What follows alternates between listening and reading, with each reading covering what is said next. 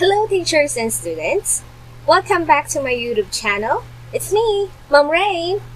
If you haven't subscribed yet on my channel, please click the subscribe button below and also the notification bell para maging updated tayo whenever I upload videos.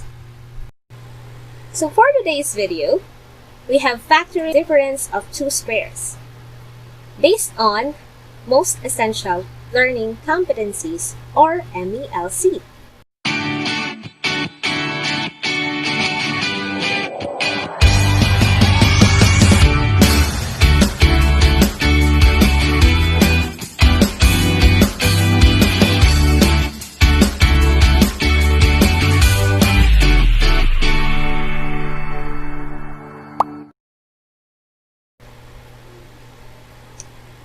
In this video, you will learn how to factor out difference of two squares. Are you ready to learn something new? Let's go! So let's review this. State whether or not each expression is a difference of two squares. 4x squared minus 9. Is it a difference of two squares? Yes. Number 2, 9c squared minus 100. Is it or not? Yes, it is. How about number 3? You have negative 49p squared plus 81. Is it difference of two squares?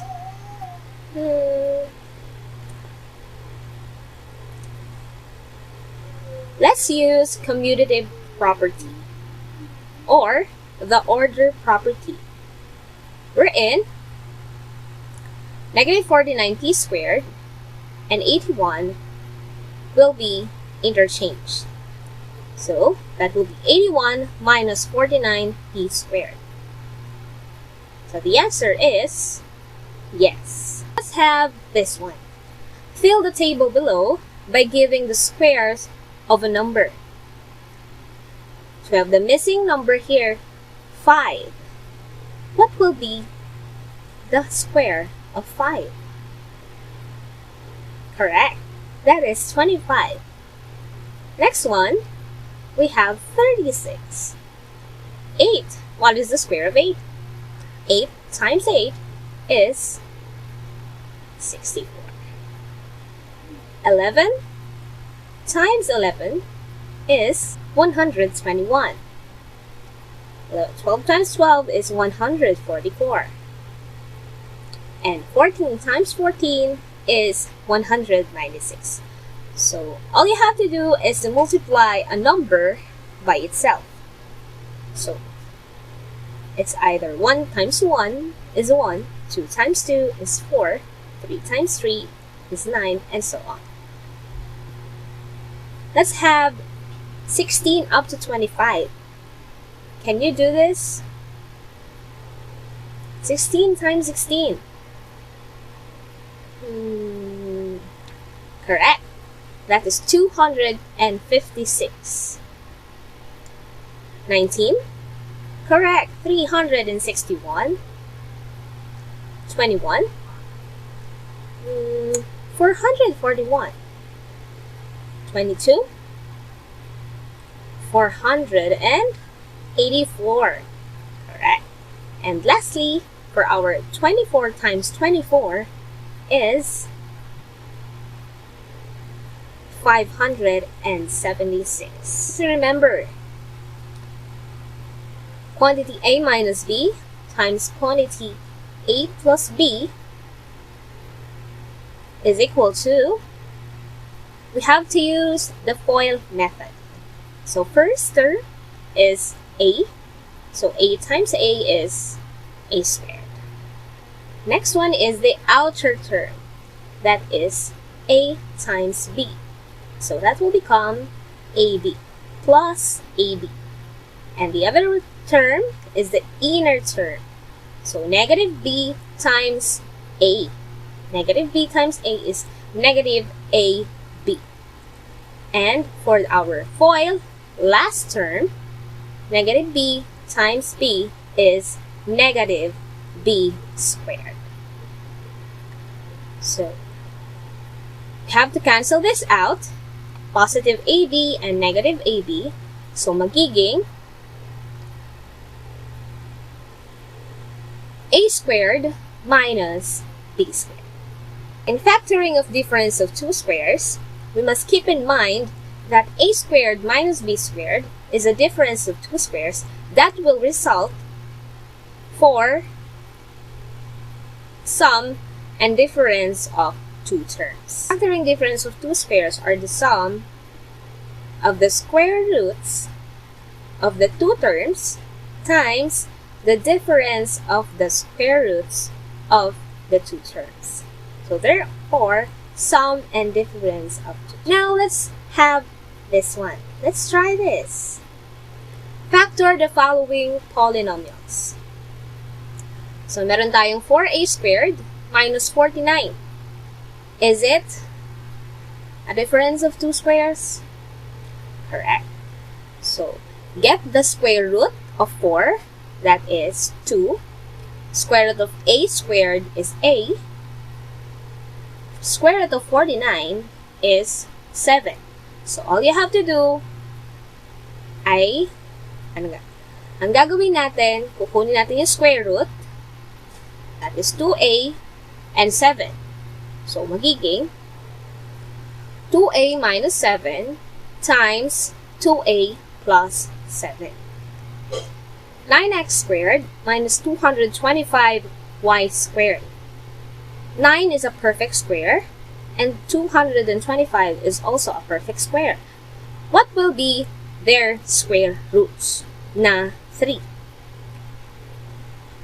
X squared, syempre, x.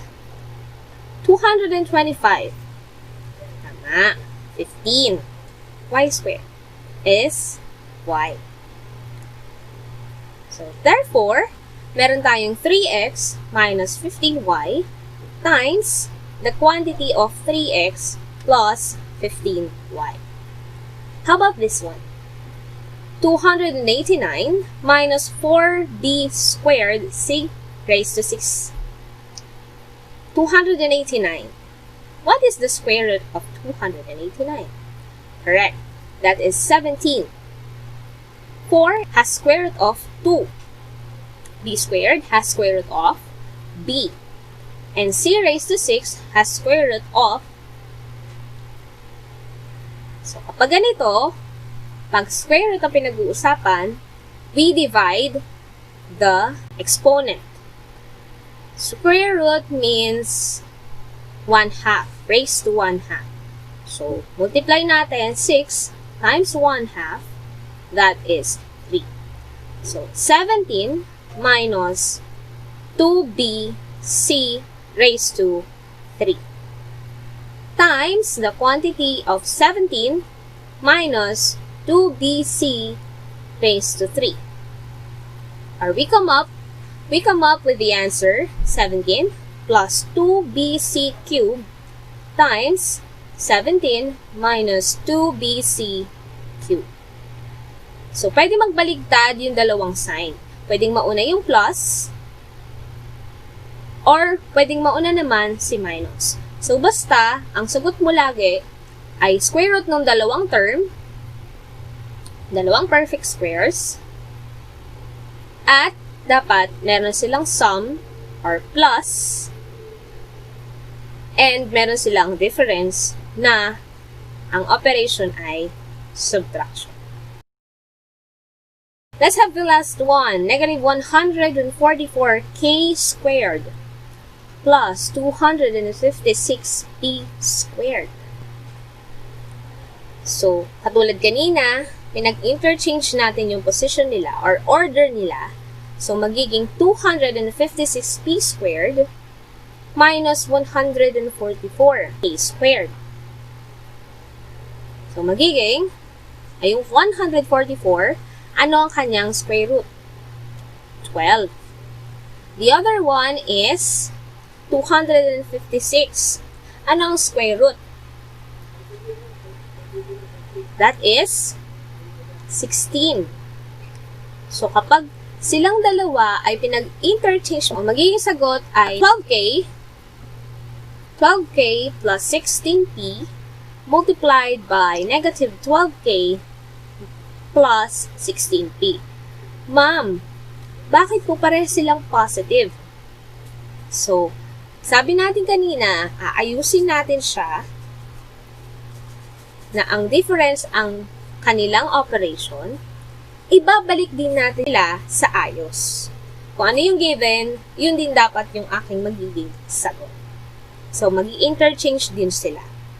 Kasi pag in-interchange mo si 16p at saka si 12k sa first factor, positive sila pareho. Meaning, ito yung sum.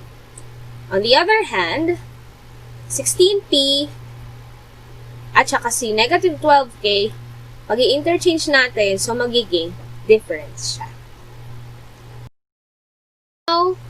So what did you learn? In factoring difference of two squares, we must know first to identify if it is a perfect square. So, kailangan sila ay perfect square. And proceed with what?